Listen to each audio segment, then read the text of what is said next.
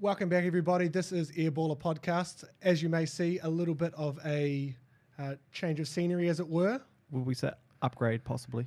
Absolutely upgrade, thanks to Switch Studios. To everybody that is new, watching through Switch Studios, we are Daine and Dan. We are Airballer Podcast. We've been doing this for 2 to 3 years and have been far less polished than this to date. The background, we'll roll with it, though, guys. Yeah, we will. We'll be good. The background to this podcast is we just talk basketball. That's all we know. Mainly, or almost entirely NBA. Our take on it. Ideally, we try and take some questions from the people either through Switch or through Airballers. And yeah, we're here to jump in. So this is a new chapter for us. And unfortunately, a really sad chapter in NBA starting yesterday. NBA, life without Kobe. Basketball, the world. Yeah. So as everyone may know, Kobe, among 8 others, was killed in a helicopter crash yesterday in LA, and it's the worst news. Not only because Kobe and he was so great for basketball and everything he did for the community, but the lives lost, young people, fathers, mothers, families, broken apart, teared apart. Yeah, not a great way to be waking up to Auckland Anniversary Day yesterday. But as much as it was a loss, I think the basketball community is coming together worldwide, and it's crazy the outpouring that there's been for Kobe and his daughter and his daughter's teammates and these other families, because Kobe was so, I mean, we're referring to him in the first person, like just one name. There aren't many people, they always say there aren't many people that go one name, and Kobe was one of them, and he was big for an entire generation, 2 generations of basketballers. Oh, look, I woke up, got a text yesterday morning, right? And I'm like, no, fake news. Can't be real. Can't be. And then you start Googling a bit more, and more is coming out. You're like, really? Like yesterday, I actually just felt off all day. Yeah. I don't know why. Well, I do know why, but yeah, it's kind of like it's really hard to explain because people who don't follow basketball or have no idea who he is, you just felt like you knew him because you've watched him play. Totally. And you've watched so many videos of how he plays. He's had a huge impact across the world. Oh, massive following. Down to little weird stuff, like if you're throwing a bit of paper in the bin, what are you yelling? Kobe. Exactly. So they will live on. We're going to go through, like today, we're going to go through something slightly different to what we usually do. Usually we go through a couple of headlines and then into some talking points and our plays and fails of the week.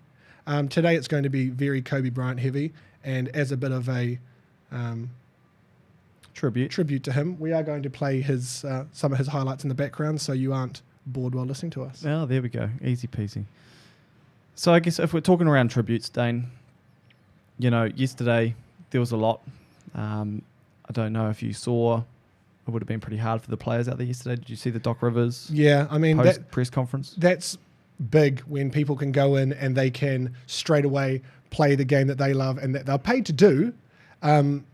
Straight after, a lot of them, he was their childhood hero, and that's the craziest thing. You look at Quinn Cook was standing outside the Staples Center just in disbelief. So a big ups to those guys who played yesterday and then made their tributes. You look at the start of the Spurs game and the Celtics game, and they all, I can't even stop looking at it. It's just so crazy. They all took 24-second violations for 24. Like, as anybody who knows basketball knows, Kobe played in 8 and 24, and they're all kind of using those numbers as their ways of tribute, which has been great. Yep. And I think so far the nicest one that I've seen is Mark Cuban. Mark Cuban's the Mavs. The Mavs owner, has been for years. The Lakers and the Mavs are just fierce competitors, fierce rivals, have been always, retiring the number 24. And I think that's big from just an overall basketball standpoint. What do you think? Oh, no, I totally agree. I mean, I think you'll see a lot more teams follow on. Yeah, absolutely. Not to copy, but just out of respect. Look, I saw there's obviously a lot more games today. Yeah. And a lot more other players doing really, I guess, quite meaningful tributes. You know, you have Luka Doncic, right, writing the names of all those who passed away on his shoes and playing for them. You have Andrew Wiggins, who went and dropped the ball and placed the ball on the free throw line where Kobe passed MJ on the all-time scoring list. That's where he scored his points. You know, like it's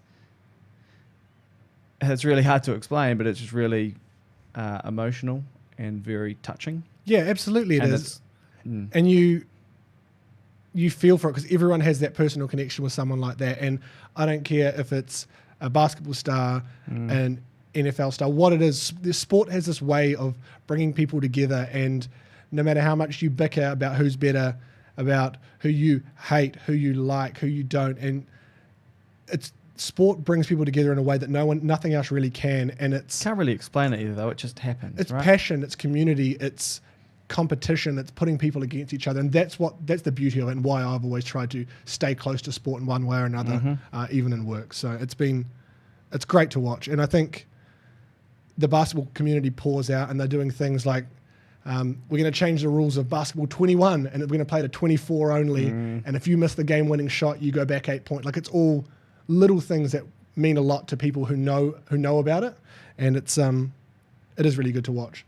But I do think there is probably the biggest one that's going around is people wanting to change the entire NBA logo. What's your thoughts on that?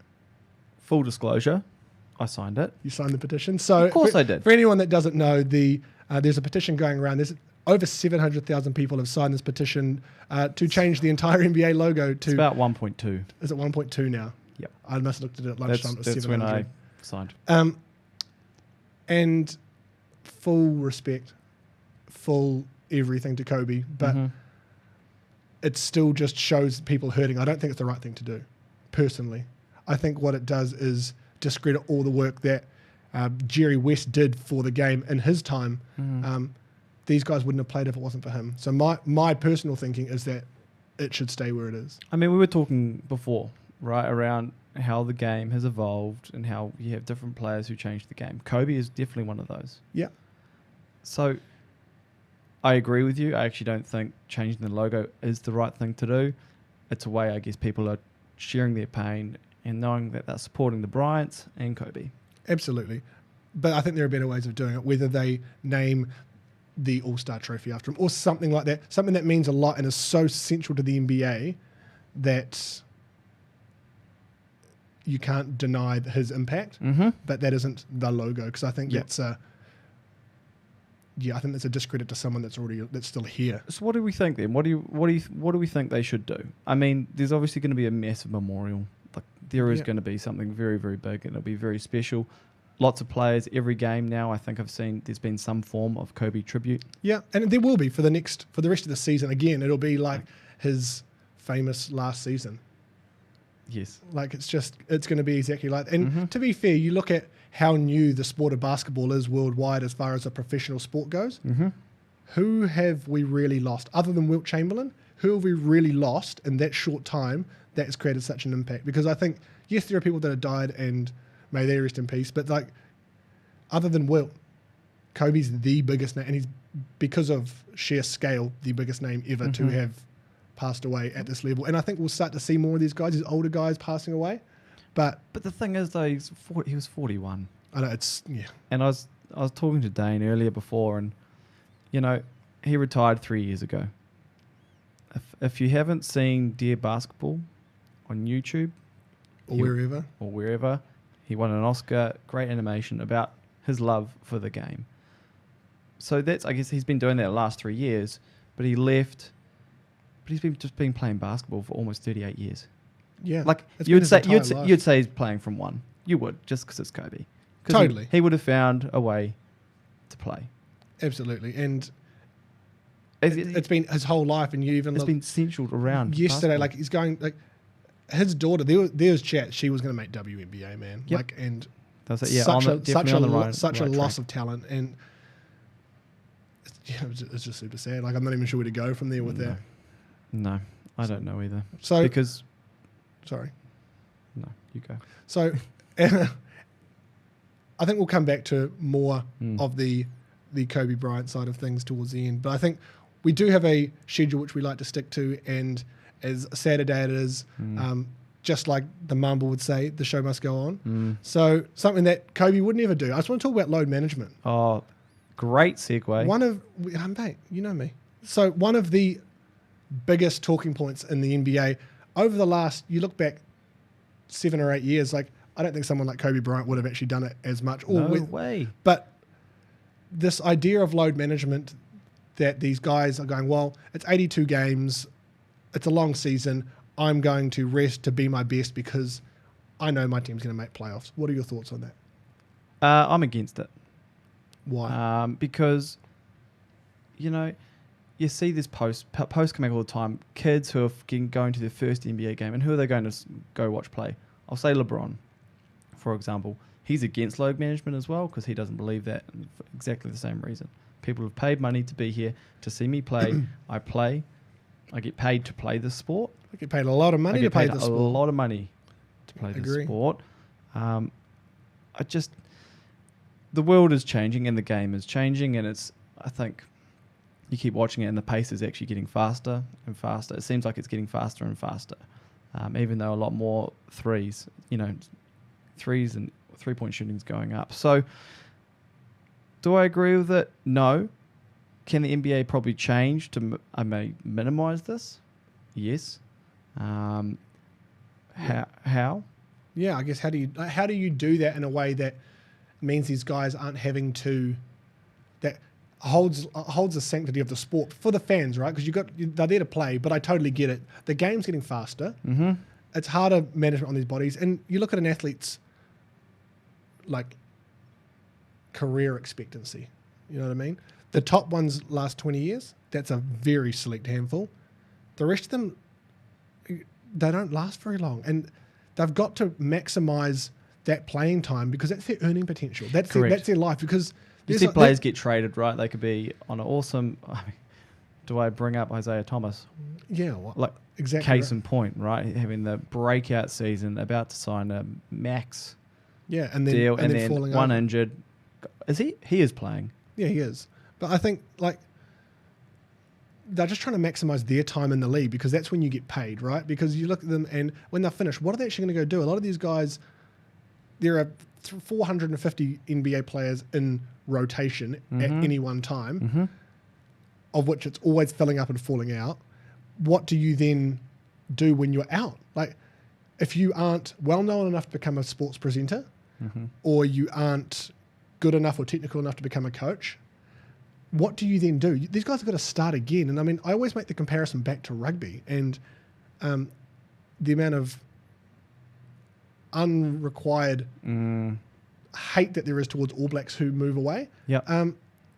Look do what you got to do. Look on the other side of it. Someone, and no discredit because he was a great All Black and he's a great dude, but someone like Chris Jack, he was how many tests for the All Blacks? The number one lock for that many years. I love where this is going. And then he straight after that, retirement, apprentice builder. Like, you got to start again, man. Yeah. So these guys here, I've got no problem with the idea of trying to minimize the effect on their body, but there's got to be other ways than a little kid coming cross country to watch the biggest game of their life. They can only afford one. Like, I'm just saying this is a worst case scenario. Oh, this is there. We're talking worst case scenario, guys. They come to worst watch, case. let's say, the Battle of LA, and LeBron and Kawhi don't play. Like, it's not a game. No, it's not for them, and it's who they came to see. So I think there's probably ways they could do it, whether you shorten the season. But I think you've got some ideas on it, which I think are quite actually really nice ideas. Yeah, look, I think shortening the season is in question, and I think in the next couple of years you are going to see that there is going to be a shortened season. What do you go down to, you think? 68's the magic number that's been thrown around. Okay. People were saying, oh, you just go to like 72 or 75, and it's only 7 games difference. It's not really going to do too much. But you could go anywhere from 68 and below. Yeah, I agree. Because I guess the whole reason why low management is coming up is you have teams who are getting blown out. And that's when superstars aren't playing that. I don't want to play in that trash. I don't want to play trash ball. I don't play the Cavs. Yeah. Or the Warriors, dare I say it. Well, yeah, we'll come back to the poor Warriors because that's been tough. It has been tough for me, but that's okay. So shorter season 1. But the other challenge the NBA has is because it's an entertainment sport. They've got to make their money. They've got to make their money, right? Which also helps fund everything else. Absolutely. So how do you make it more interesting? Because who's watching Charlotte right now?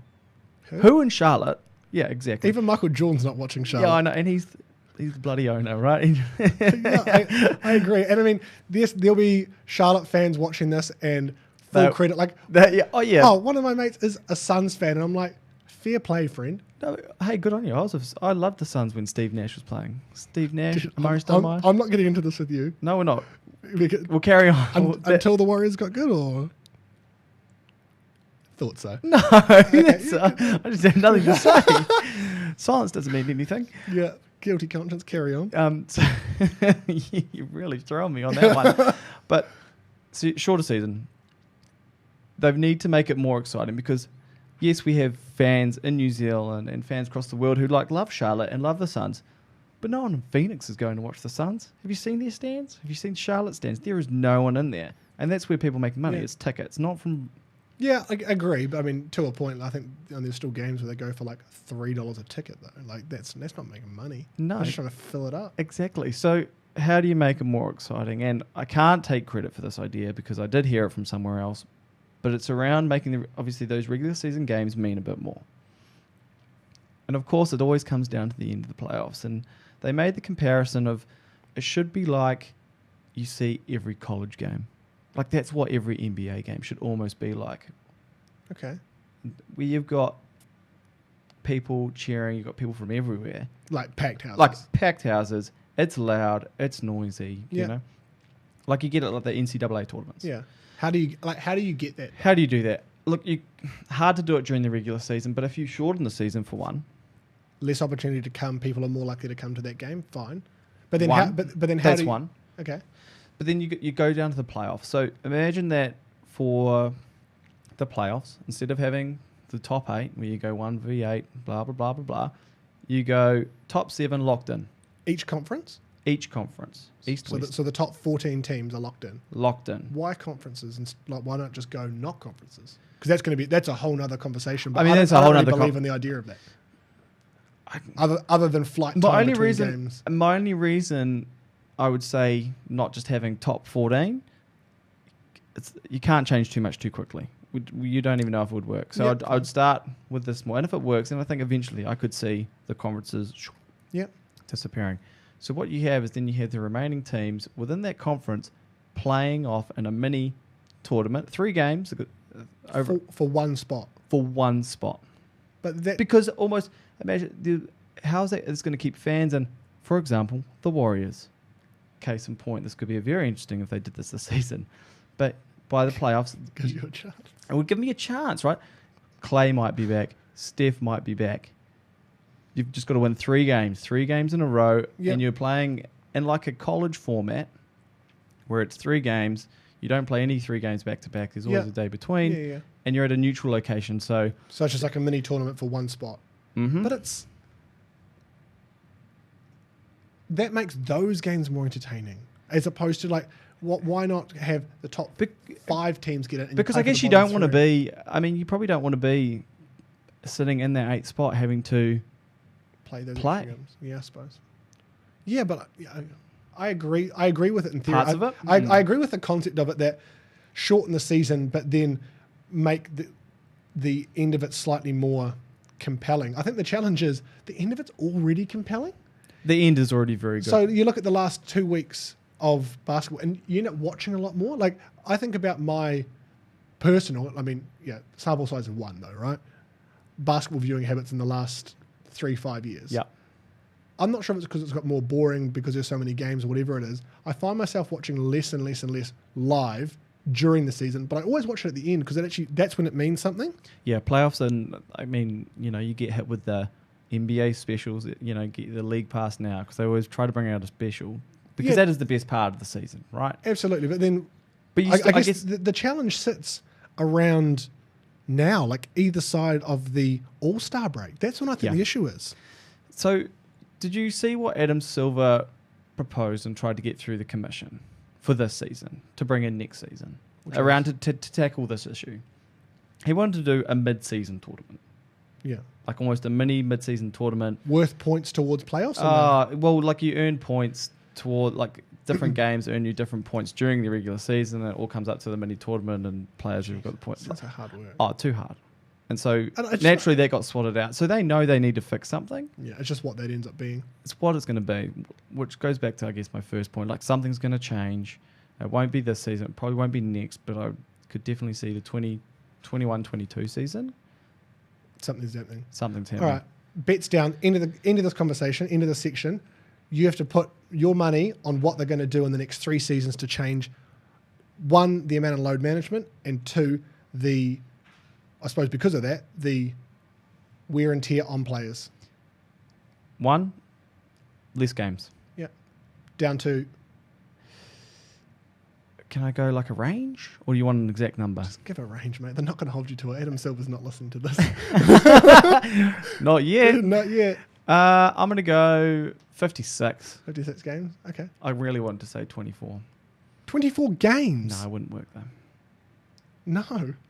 We wouldn't have enough basketball. It's like the break season. Oh, no. That's not good, yeah. Yeah, that's rough going. Because, I mean, my thinking is they just get rid of conferences. Yeah, so they go top 16 teams all out. Because I think that's step 1. Because you're right. I don't think it changes quickly. Yeah, it'll be slight changes. That's a good way to extend that period towards the end of the season that it actually means something. Yep. I think as opposed to it being the last week, it might be the last month. So then all of a sudden... Because you do have those games, right? Interesting again. Because even sometimes the last week, and I don't know if it will quite pan out this year because I haven't actually looked at where everything's standing in the past week, but you had games where it was literally, this is for 8th. You were playing for 8th right here. And those games are sellout. And another reason people are watching live streams at work and are buying Game Pass, are buying League Pass, are buying memorabilia, because it's when the big stuff happens. Yep. Okay. I hope it changes, and I think it should be as soon as you can, because you want guys like Kawhi Leonard getting out of the strip club and getting back onto the court. Ooh. Yeah, big time. Rough. You're not happy with that, eh? I just think it's a shit call to do, to be honest. Well, damn knees are sore. Yeah, have you seen those things he puts on? Great. What is that? It's just like a... Right. Speaking of Kawhi Leonard, he is, and something that actually is pretty interesting. It means nothing for points. It's just entirely for the fans. The All-Star game, and this year it is in Chicago, and the teams have just been announced. We have 2 teams, one from the West, one from the East. Team LeBron. Oh, of course it is. Okay. Oh. Can you just tell me how much you love LeBron again? How much? We're already most of the way through this podcast, mate. I haven't got time. Okay. That's another episode. Oh, it's a beautiful thing. And Team Giannis. We're going to quickly go through the 2 teams. Any surprises? Any omissions that we think are incorrect potentially? And hey, it's fan vote, so fans aren't always right. There's a reason that Alex Caruso got so many, and Tucker fell. That's why I don't like the voting. No, neither do I. Make it the people who know what they're talking about. Yeah. But again, if it's for the fans, it's what the fans want to see. If they want to see Alex Caruso, no, they don't, and his terrible ass hairline. Don't get me wrong, 92,000 people want to see him in there. Damn. But I think the interesting one of the weirdest stats I saw was Andre Roberson hasn't played since the end of the 2017-18 season. Got like 4,000 votes for an All-Star. Oh. Where does he play? You know why though? Why? Do you know who he's dating? No. Oh, okay. Off here. Is this an inside scoop? Is this the Woman's Weekly via Airborne podcast? You never know. Always fun and full of facts. Facts. West. You go. I'm happy with the West. LeBron, AD, Luka Doncic, no question asked. James Harden. Question mark on Kawhi. I don't think he's played enough games. Oh, load management. Too much load management. Is he even going to play the All-Star game? Imagine that. Imagine him sending a not message playing the because he has a All-Star game. big run up to the All-Star. Knees are sore. Got to rest up. Gross. That's so rats. He if might does just it. play 10 minutes. Like he might do. And I wouldn't have put him in there just not because he's not the best player there. Don't get me wrong. He is great. Mm-hmm. And fans obviously want to see him. But has he even played enough games for you to see that? I suppose he won. If it's a fan vote, he won. That's such a good dunk, by the way. How good.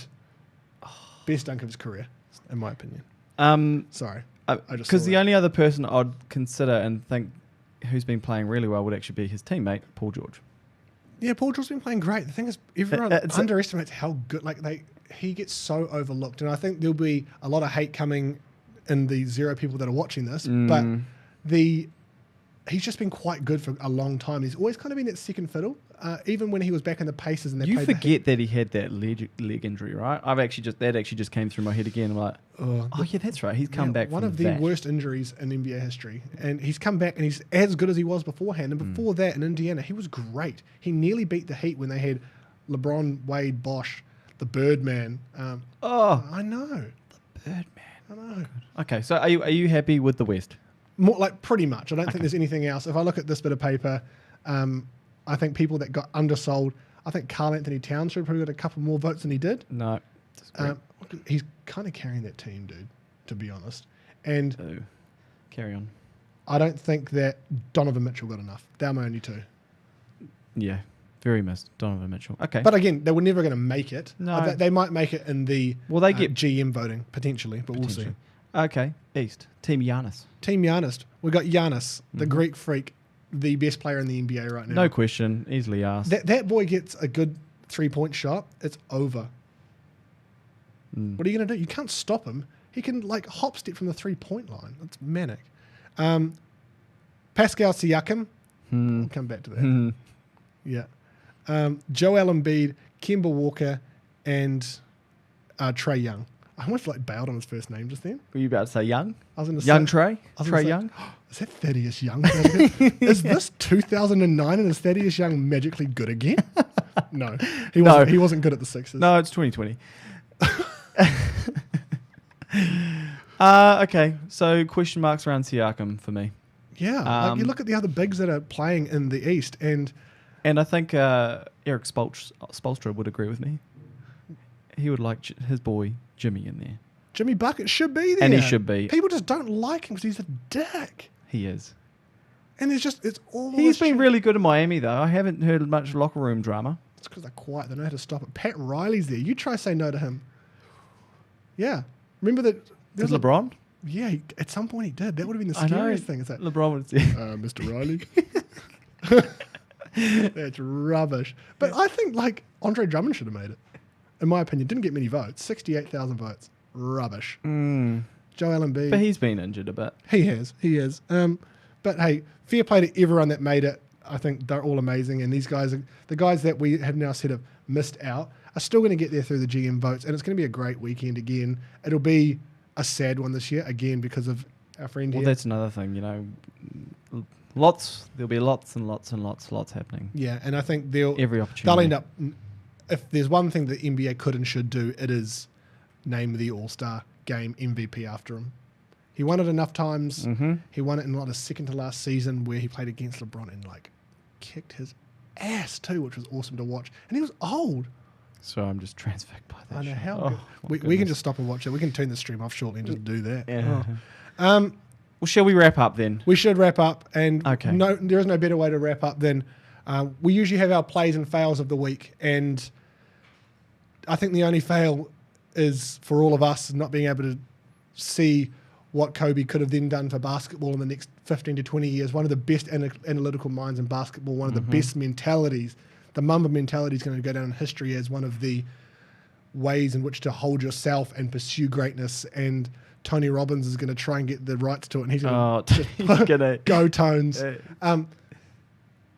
That we're the only fail. It's a loss of life. But the special edition Kobe's best plays of his career, and you've seen a lot of them being played today, and I think his best dunks easily that one on Gerald Wallace and Chris Humphries. It was dirty, but I can't go past 60 in his final game. Oh. Him and Shaq had a bad career. I mean, they won 3 championships, but then had a bad falling out. There was all this beef, and they kind of came back together in the last couple of years. And Shaq goes, "My boy, you got to go for 50." And what does he do? Go for 60. And Matt Barnes just tried to fake him out with the pass there, and Kobe don't flinch. No, we don't flinch on that. Kobe don't flinch. Mamba mentality. But that 60 in his last game was, I was in shock the entire game, chills the entire time, and I'm probably going to go watch that tonight. What about you? Mine would be, and it sums up his mentality, and I haven't seen any other player do this. Because I remember watching this game, and I'm like, oh, looks a bit, is he limping? Looks a bit sore there. Next thing you hear, commentators go on, oh, okay, he's obviously injured. Because no one actually knew it was Achilles, right? No, I think... And it's not until a little bit later on. He was grabbing it, and you look at what most guys do when they've... And Kevin Durant actually took it like a champ too, to be honest. It's a scream of pain because it feels like you've been kicked in the back of the leg, and he kind of just grabbed it, got his emotions together. And what did he do? Oh, he shot the free throw. 2 free throws. He made them both, before leaving, made them both, finished with 34 points. And it was those free throws that helped win the game for the Lakers by 2. And you look at it, and everything's just about winning. 60 in his last game. Remember, they were down and beat the Jazz in that game. He beat Gordon Hayward, pre-Gordon Hayward injury, like in his prime. And I'm not saying that Kobe, like they're not even on the same spectrum, but everything's winning. And I think everyone should go this week. Anyone who's playing sport, basketball, work, it doesn't matter what it is, take that Mamba mentality and win. I have one more that I would like to share, which I thought is very impressive. Go. In 2005, when he outscored the entire Dallas Mavericks squad in 3 quarters. He had 61, they had 60. Beautiful thing. Right. Wow. So that is the first 2020 edition of Airballer Podcast, and it is a sad one. But in memoriam of the Mamba, we are going to make our play of the week the Kobe Bryant or Mamba Memorial. That's better. Mamba Memorial. Write that down. Yep. The Mamba Memorial play of the week, and he'll continue to be a part of at least a little bit of what we do because he's the reason we played. But thank you, everybody, and questions welcome at all times, and we'll try and get back to them. But this kind of takes quite a different swing to most of the other Switch podcasts, and it's pretty dope. Thank you very much, everyone. Thank you, everyone. Catch ya. Cheers.